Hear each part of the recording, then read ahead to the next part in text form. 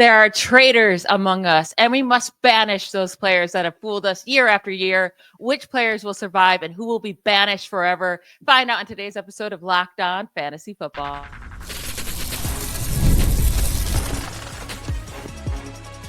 You are Locked On Fantasy, your daily NFL fantasy podcast. Part of the Locked On Podcast Network, your team every day. Welcome into the Locked On Fantasy Football Podcast. I'm one of your co-hosts, Michelle Magdziuk, and when I'm not doing this, I'm a researcher and fantasy analyst with NFL Network. And I'm your other co-host, Vinnie Iyer. When I'm not doing this, I'm writing about NFL fantasy and betting for sportingnews.com. Today's episode is brought to you by Game Time. Download the Game Time app, create an account, and use code LOCKEDONNFL for $20 off your first purchase. All right, we have a fun episode for you today. Now, if you watch the show Traitors, you'll get what we're doing here. I've been super obsessed with the show over the last month or so, but we are going to banish one running back, wide receiver, and tight end from our fantasy football lives. We will not be fooled by these traitors no more. So what we're going to do is we're going to discuss 3 running backs, 3 wide receivers, and 3 tight ends. At the end of talking through each of these positions, we're going to banish one from each position from our fantasy football draft boards forever. They will not be in our lives any longer. So let's start with running backs. We have 3 candidates here: Najee Harris, DeAndre Swift, and Tony Pollard.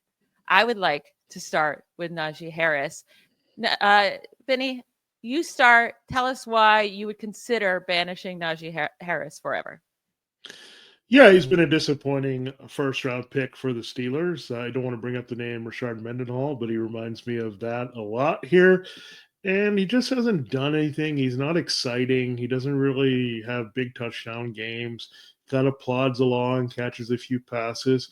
And he hasn't been good, really, since his rookie year. That was based on volume. It just hasn't been all that great for fantasy. So I just don't want to see him anywhere near my lineup. And look, he might be leaving Pittsburgh. That could help. If he stays in Pittsburgh, absolutely, I want nothing to do with him. He can stay there and stay in that backfield, but he's not going to be touching mine. And wherever he goes, look, I don't know if he's all that talented. He came in, he was big, he was strong, but I don't know if he had a lot of juice and the things that are needed to be a consistent, productive NFL running back. So he came in with a kind of buzz there from Alabama, but you look at Josh Jacobs, he looked better. I mean, at one point, even Damian Harris from Alabama looked better than Najee Harris. So I don't like Harris, just disappointing, boring, not a player that you expect a lot from for your weekly lineups, and I don't think, therefore, deserving to be on a lot of fantasy rosters. I think some people, if he leaves Pittsburgh, might, start to get high on him, but I do want to say he had so many touches with Pittsburgh, right? It wasn't a bad situation for him to be in. Over the last 3 seasons, Najee Harris had the 4th most touches among running backs, behind only Derrick Henry, Saquon Barkley, and Josh Jacobs. Yet he ranked 26 among running backs in fantasy points per game during that span. He has played 51 games since 2022, so since his rookie season, and he has scored fewer than 10 fantasy points in 24 of them. That's 47% of games. He scored 12 or fewer points in 35 of 51 games. That's 69%. And more than 17 points in just 6 of 51 games. He has been terrible with the volume he's got, and I don't see it getting any better. And I think he tricks people year after year after year. I do think he's a very solid trader candidate. Next candidate, DeAndre Swift, 3 teams in 3 seasons. First with the Lions, then with the Eagles, then with the Bears. Now, Detroit and Eagles, they have the top 2 offensive lines in the league. I think you could say that, especially run offensive line in the league. Bears, not so much. And you saw that, right? Every year since the Detroit year, it's gone 5.5 yards per carry, then 4.6 with the Eagles, then 3.8 with the Bears. It's like the offensive line matters. But this dude never scores touchdowns. And he's always consistently, now with 3 different teams, he scored 11.9 fantasy points per game, 11.2, 11.4. He is exactly what he is. And I don't know if you can find a better position for him than what he got, especially with the Eagles in 2023. And then even with the Bears this year with how much workload he got. Yeah, I think the saddest person watching the Eagles run, one of them, is going to be DeAndre Swift, because he had this opportunity. He's from Philadelphia. He looked good last year early in the season. Remember the game against the Vikings? He goes off and oh, he looks like he's back. The Eagles have their back. That's going to dominate. And then he didn't put up the same numbers. And then he was hurt again. He's always been somewhat hurt going back to his days with the Lions. Then the Eagles, he thought, okay, that's the best opportunity possible to get on track. And then he looked okay, flashed, but now Saquon Barkley is doing what we thought he could do, even like 60% of what Saquon Barkley did. We thought DeAndre Swift could do. So he's just not exciting. He's a lot of big run and big play dependent. He's not catching the ball at the rate he was early in his career that helped him have that value initially in Detroit. They replaced him in Detroit. Look what happened. I mean, it looks like the key to improving your backfield, the Bears, remember this, is just replace DeAndre Swift, because we moved on with Jahmyr Gibbs and Dave Montgomery, looked great in Detroit. Moved on with Saquon Barkley, looked great in Philadelphia. So this says the Bears should move on from him and try to find something better. I thought he was in a good position in this offense as a receiver and as a runner, but it did not come to fruition. So not feeling it at all with DeAndre Swift. And then our third candidate, Tony Pollard, he has now been with two different teams over the last 2 years. Pretty much the same exact production when he was the lead back with the Cowboys. He averaged 11.4 fantasy points per game in half PPR. In 2024 with the Titans, 11.3. He was a little bit more efficient with the Titans this year than he was with the Cowboys, but barely. He scored pretty much the same amount of touchdowns, 6 in 2023 with the Cowboys, 5 this year. And he had over 300 touches in both of those seasons. So he truly got to be that like heavy workload back that we wanted to see when he was really efficient in 2022, splitting the backfield with Ezekiel Elliott. It's just not really working out for him as a lead back. And now he's still with the Titans. He's the oldest of this group we're talking about by 1 year. He's 20. He'll be 28 this summer. So what are your thoughts on Tony Pollard? Would he be in consideration as a trader, as someone you'd like to banish? We had Saquon Barkley, we had Derrick Henry, we had Jacobs I talked about as well. We had Joe Mixon. All these free agent running backs seem to do pretty well, except for Tony Pollard. Like, he did not do well. Maybe in the end, the Cowboys should have just re-signed him, and he would have solved the Cowboys' problems. He would have solved his problems in being as productive, went to a rebuilding team with the Titans without a real quarterback. So it really hurt him. They had also an offensive line in progress. So all these things didn't line up for Tony Pollard. In the end, we see Tyjae Spears all of a sudden having a big role. I mean, Spears had missed a few games, concussion and other injuries in the middle, but then at the end of the year, he seemed to be their best runner. So we'll see what happens here with Pollard going forward. They did invest in him in free agency, and this offense can only get better if they change their quarterback and add some more wrinkles here that can help the running game continue to upgrade that offensive line. Tony Pollard is going to be better, but we saw this as kind of like the Bears offense late, right? We saw, okay, Calvin Ridley's coming in, Tony Pollard's coming in. This group should be better overall at the skill positions, and they weren't. And so Tony Pollard was a big disappointment. I think we could see this. We wanted a better fit for him. We thought, okay, he might be in Philadelphia with Kellen Moore again. That did not come to fruition. So then you had this bad situation here with him in Tennessee on a bad team. So maybe the team will get better and they'll help Tony Pollard, but I definitely had higher expectations than what he delivered. So after we talked about these three, who are we going to banish? We can also consider, the cost that we expect them to be, especially for next year's draft. So who should we banish from our boards among these three? Personally, for me, it's between Najee and DeAndre Swift. Which were you leaning Pollard or were you leaning one of those two guys? No, I think I'm taking Pollard out of this equation. I still have some hopes for him in that Titans offense. It's going to get better. And he still looked better than these two guys at times. So I'm actually leaning DeAndre Swift because he's more tempting. Like Najee Harris, I'm kind of reluctant to take anyway, but Swift is tempting. He's kind of that forbidden fruit that looks good because he went to Georgia, and all the running backs who went to Georgia are pretty good in the NFL. He has so much talent. He's got a cool last name that you think, oh, he's going to be a fast running back, or Taylor Swift's whatever long lost relative that he's going to deliver for you, but he's never come through on that. So I think I'm going to ban DeAndre Swift because I don't want to be tempted by him again and then fall into the same trap. I don't care if he's on the Bears or any other team. I think I'm done with DeAndre Swift. Yeah, we've now got to see him on 3 different teams. At least with Najee, we only seen it on one team. 3 different teams, same outcome. He's not helping us win. He's just being a traitor year after year after year. He has been banished. DeAndre Swift, you are gone forever from our fantasy football lives. We're going to get to our wide receiver candidates in just a moment after we hear from one of our sponsors. This episode of Locked On Fantasy Football is brought to you by the Game Time app. Buying tickets to your favorite events shouldn't be stressful. Game Time is the fast and easy way to buy tickets for all the sports, music, comedy, and theater near you. With killer deals on last-minute tickets and their best price guarantee, you can stop stressing over the tickets and start getting hyped for the fun you'll have. I use this app all of the time, especially when I'm buying my tickets to any sporting event, because I get to see my view before I buy the seat. So I'm not surprised when I get there about what my view is going to be. Nothing's going to be obstructing my view. I feel very confident going into that game. And then I get to buy tickets in a matter of seconds. If you're impatient like me, this app is perfect. It takes 2 taps and you're set. And then they have the best ticket coverage in the business in case anything goes wrong. They have event cancellation protection, 24-hour return guarantee, and even job loss assurance. You get to take the worries and the guessing work out of buying tickets with Game Time. Just download the Game Time app, create an account, and use code LOCKEDONNFL for $20 off your first purchase. Terms do apply. Again, that's code LOCKEDONNFL. That's LOCKEDON NFL for $20 off.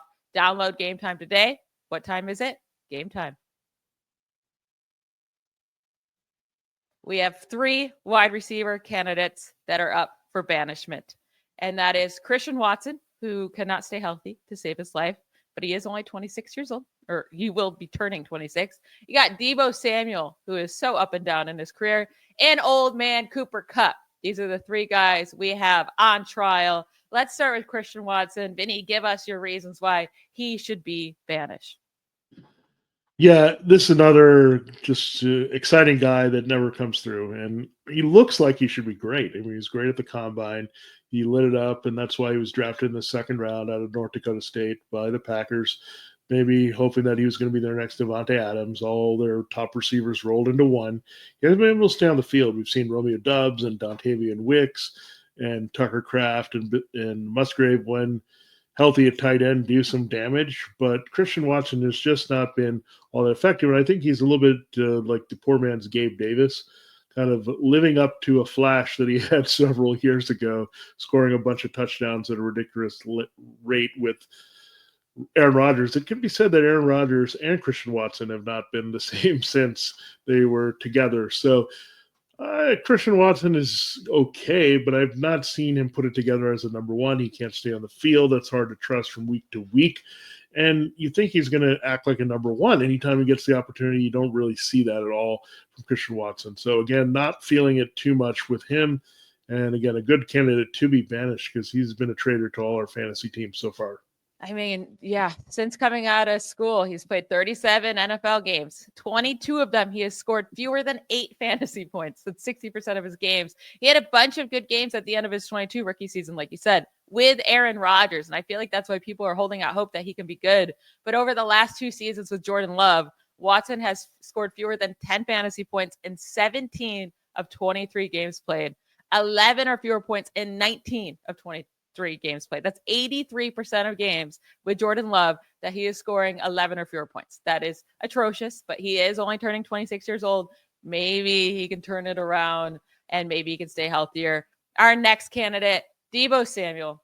He's 29 years old, and we don't know if he's still going to be on the 49ers next year. And he truly needs to be in a system that knows how to use him because he cannot separate at all. He cannot be a true wide receiver. He's atrocious in intermediate routes. He cannot separate to save his life. He's not a real wide receiver.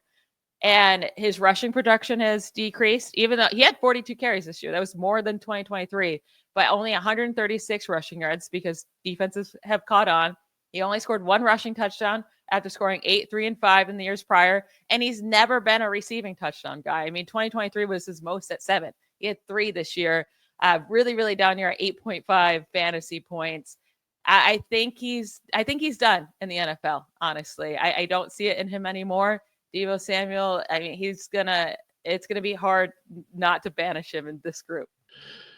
Yeah, it's hard to banish a guy that's hardly in the kingdom, right? I mean, Deebo Samuel is like barely living on the outskirts of the palace or whatever, and doesn't kind of say that he's in the moat, I'll say. And there's some creatures lurking in there about to take him out for good here. So And then Deebo's just been annoying for the 49ers and just getting into the skin of not just Kyle Shanahan, but the whole organization a little bit, right? I think he's worn thin his act. I mean, he's a fiery guy. He wants to go out there and be successful, but he also wants the ball a lot. But it's now to a detriment of the team, right? I mean, you have Vinnie Iyer who'll come back healthy. We talked about Ricky Pearsall having a bigger role here at wide receiver.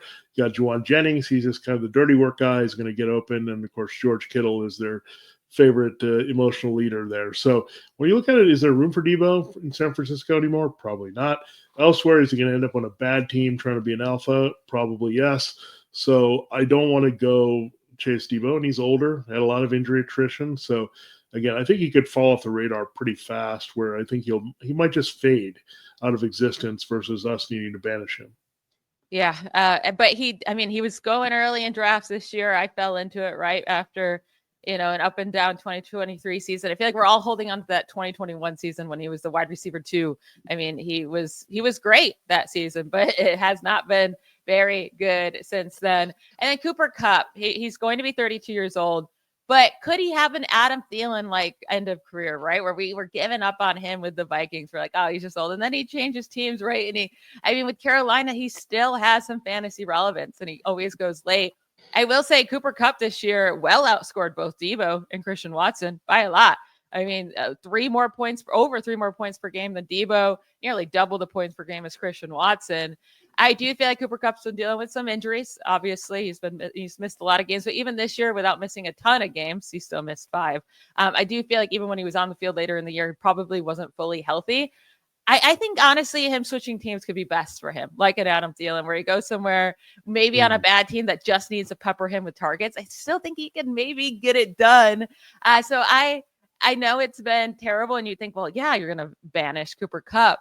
But this is not going to be my choice among this group.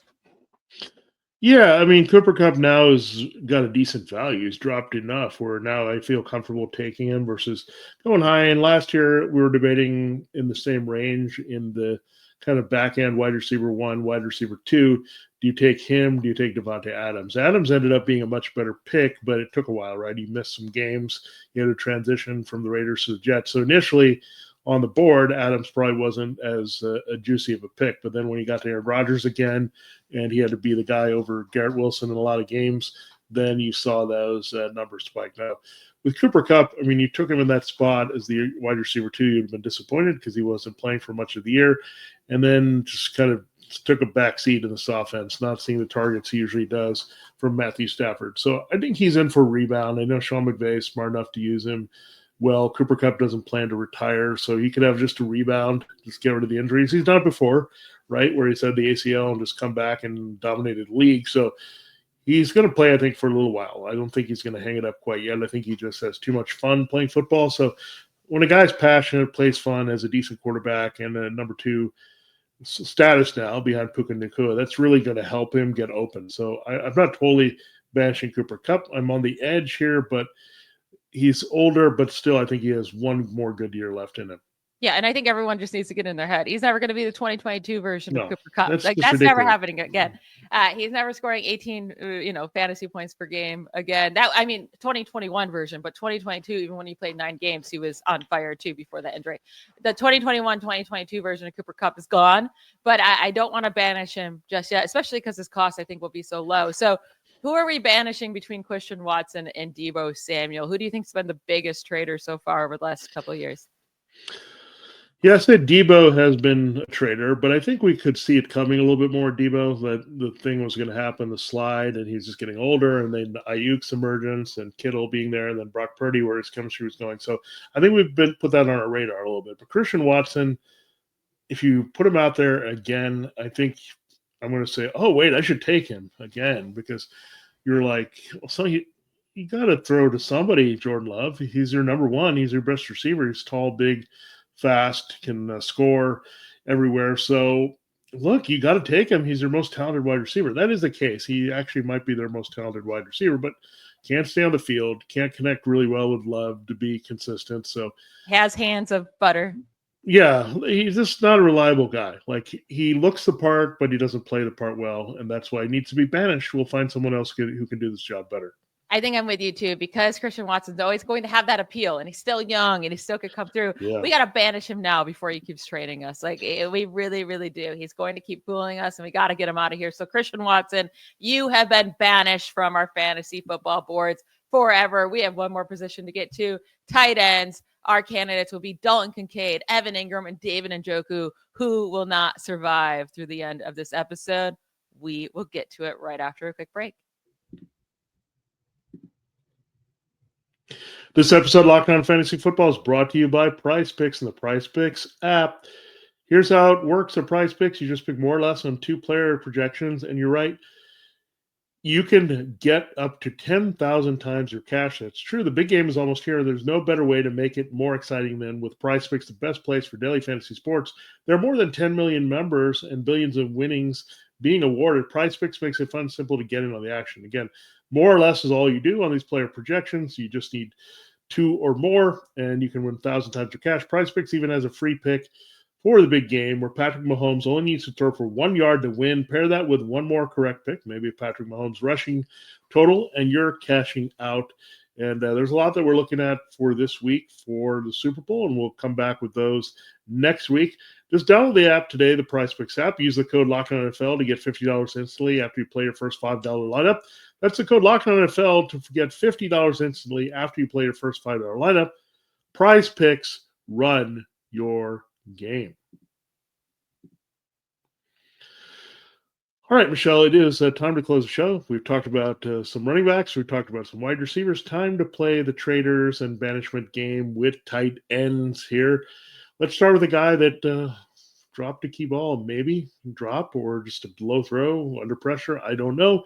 He's been treated like he's Mark Andrews out of the playoffs, even though it's a lot different situation. It's Dalton Kincaid. He is on the list for sure.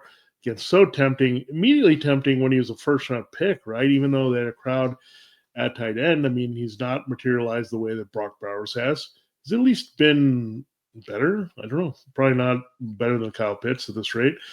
So maybe it's just buyer beware of these first-round tight ends, especially in some shaky situations. And what's come to fruition is the Bills haven't really treated him as a wide receiver, and they're still using plenty of Dawson Knox at tight end. Yeah, it's so weird for him, right? Because he only has 4 career receiving touchdowns, 2 in each of his 2 years. Like, Josh Allen throws a lot of passing touchdowns. It doesn't make sense that it's not going to this big tight end who is a good receiver as well, especially considering Josh Allen's weapons. So it just isn't making sense. He only has 2 career games with more than 11 fantasy points. And 2 of those came in 2023 when the 2 games he scored a touchdown, 15 and 13 fantasy points. And then this year in his 2 games he scored the touchdown. It was 11 points in both games. So even when he's scoring a touchdown, he's not helping you win weeks. It is also super weird that this year they were desperate for receivers. He had 5 games with 60 receiving yards in his 2023 rookie season, or more than 60 receiving yards. 0 such games this year. I don't know if I'm ready to say banish him because he is only 25 years old, only entering his 3rd season, but man, he's making it hard to ever want to, trust him on your fantasy rosters. Yeah, I mean, I've been bitten by him twice now, and Yeah. I don't. That also makes you feel bad when a player specifically let you down. Doesn't matter what everyone else thinks or needs. If they let you down, you feel like that player should not be on your roster ever again. And Dalton Kincaid definitely did that for me in a couple leagues. So I'm feeling that right now, but it could be changing, and it could be convinced that one of the other 2 guys, Evan Ingram or David Njoku, could be banished instead as our trader. Yeah, Evan Ingram, there's a good case against him. He's 30 years old. He'll be 31 before the start of next season. He no longer has Doug Peterson, who loves his tight ends. And in 2023, we saw like Evan Ingram got way more targets than he's ever gotten in his career with Doug Peterson. 143 targets this man got in 2023. And he still finishes just the tight end 6 in fantasy points per game. And I know you hear tight end 6 and you're like, wow, that's actually pretty high. Like with 143 targets and that's your ceiling, tight end 6. Tight end 6 is not helping you win your leagues. It's just not helping you do it, right? That's just a mediocre performance overall. And if you're getting 143 targets and you still can't do it, this last year he was all the way down at 7.3 fantasy points per game. He's never going to get close to 143 targets again in his career, especially without Doug Peterson as his coach. He hasn't scored more than 4 receiving touchdowns in a season since his rookie year in 2017 with 6. Like, it's hard to ever want to draft Evan Ingram because you know exactly what he is. Yeah, it's very strange because this is a guy that actually I think goes back to Eli Manning. And if you start to think about that, Eli Manning might be in the Hall of Fame here soon this week. We'll see what happens. But if you think about that, he came into the Eli Manning and he was another Ole Miss guy just like Manning. And we thought, oh, he's a first-round pick. He's going to be special. See another first-round pick. That fooled us for a while. Maybe it just takes a while because we talked about Ingram. We'll talk about David Njoku. But it took a while for Ingram to be fantasy relevant. It took him to be on a second team, to be consistently available and playing. So good for him to be healthy and be a key target here for Trevor Lawrence. And there's some upside with him because of Liam Cohen. He did get Cade Otton going, but when Cade Otton was slowed down, what did Liam Cohen do? He pivoted right away to Jalen McMillan. So he said, oh, wait, this kid is ready and he can catch the ball. He's a wide receiver. You got Mike Evans. We got Jalen McMillan. And before that, Chris Godwin was still pretty involved before he tore his ACL. So this may be a wide receiver heavy offense. We'll see. But I would say Brian Thomas Jr. and Christian Kirk are the main guys here. And Gabe Davis, don't forget, he's still hanging around here so they could figure things out with him in this passing game. And that would mean less looks here for Evan Ingram, especially if they also get Travis Etienne involved in the receiving game, which they did also with Bucky Irving and Rachaad White in Tampa. So there's a chance that he could get squeezed out of the key targets here, and that's my concern. So I think you're right. He's been capped in terms of his targets, touchdowns, receptions, all that. Right now, he's just a back-end tight end one at best. And at best. And he's going to give you a lot of stinkers. In between some big receiving yard games, he's going to give you a lot of stinkers, and the touchdowns just aren't there. With David Njoku, he turns 29 in July. Over the last 2 seasons, I will say he's averaged the 5th most fantasy points per game over those last 2 years behind Bowers, Kittle, Laporta, and Kelsey. Again, it's not anything spectacular, and it's being skewed by a lot of games with Joe Flacco and some games with Jameis Winston, right? When he has anyone else, especially Deshaun Watson, it's not great for him. But he has averaged more fantasy points per game over the last 2 years than Mark Andrews and Trey McBride, who 2 guys we would not even consider banishing, right? David Njoku is so hard because he's another first-round pick a long time ago, and people always held out hopes that he could be something. I guess he's finally become somewhat fantasy relevant over the last 2 years. I still think he could be a solid enough streamer, though, or a solid enough really late-round pick. Yeah, I mean, he's a guy that I'm never excited to draft because he's just kind of there. He's just like, okay, I'm filling my spot with him. This is going back a little bit, but like I remember there was like a Freddie Jones from the Chargers. You just drafted, I got Freddie Jones as my starter, or like I got Chris Cooley as my starter. Who's just a guy that, I've got Chris Cooley or Freddie Jones. They're going to give me some mediocre, right down the middle fantasy points at tight end.